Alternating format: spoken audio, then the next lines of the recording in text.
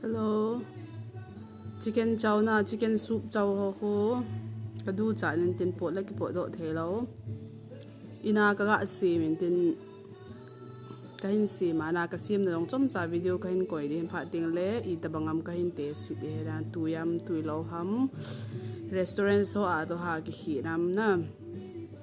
an ve vo long si tin ka YouTube channel lang hi ma chang hi kha upload be si te po subscriber zong hi punga pung hamong ka be kha da lo tu la ka busy wal lung si te in ke channel leo chang hi subscribe sa hon like share comment in bol pi bin lang subscribe lo lai hon ngai lu ne ni te nei na subscribe pi vo loi lo gol te ho chicken soup chow na kahin simin kahin ne di tu yam tu lo na ve o first time homemade na restaurant so aju kine ji thowa hi wanga chu ina hi ka bol kha hen tin chaw ho chu ki sim tho hi wanga tua tui umlo su be ho a ho chu ki si ma kine ne ji ana tu ni a hi su ma ka sim hin kahin tez de he I da bangam ka thil sim hi o hello nadam dam nai mo ko YouTube channel lang video ka upload ka phone boy la na tu ni a hi chicken soup chow tiao kana fried chow lo a tui ho ka ni restaurant so aju kine kha ina kine kha en tin kadu cha na ka sim ko in first time na ne thiak sim do di ha sim do lo de na le o kan sai ti nga na ka ne ka ti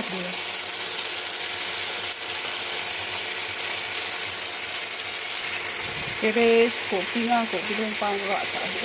cổ phi lông pang thả đâu để sao được thì như thế này riêng cả phần cái trứng như vậy trứng đấy thì sao xong cái trứng rồi sẽ có bồn thả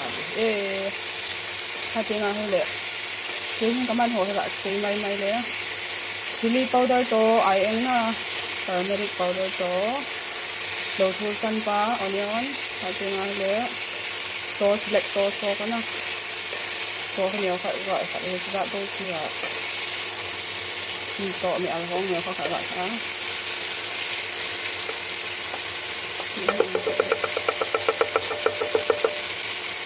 năm cái tí tụi phải cho bên đi là chứ gọi tiền chay để cho bằng đi bây giờ tụi anh cháu bên cả đấy cả chú tụi sao cái nào cháu cái tại để ra cái gió tiếng là final rồi rồi thì bằng điểm anh nào final hiện tại là năm tuổi thì tuy nếu chắc cả thiệp là tuy đàn chứ hiện tuy nếu khỏi cả thiệp là cho tuổi thì năm giống tuổi thì gì nghe nó về vô cái hình này thì nè pan tàu thì tê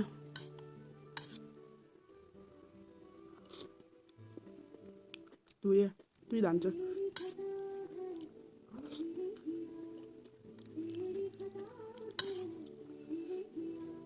cái xe đúp dập là hotel restaurant hoa sang cái du vậy cái hal hồ chú hi lẽ sa mas pena hi beans to motor na chana dong hong ko them kha kha beans to neu kha carrot cabbage hạt chung na cho ra cho sa to cái con nhung chăng cháu cho mình bảo gì gì cho nào cho cái con mình chỉ nào hạt tiếng lệ masala lang sang chú ai ăn to chili powder ko niya kha hạt tiếng lệ sauce black color pa ko na nếu phải cái khả năng sauce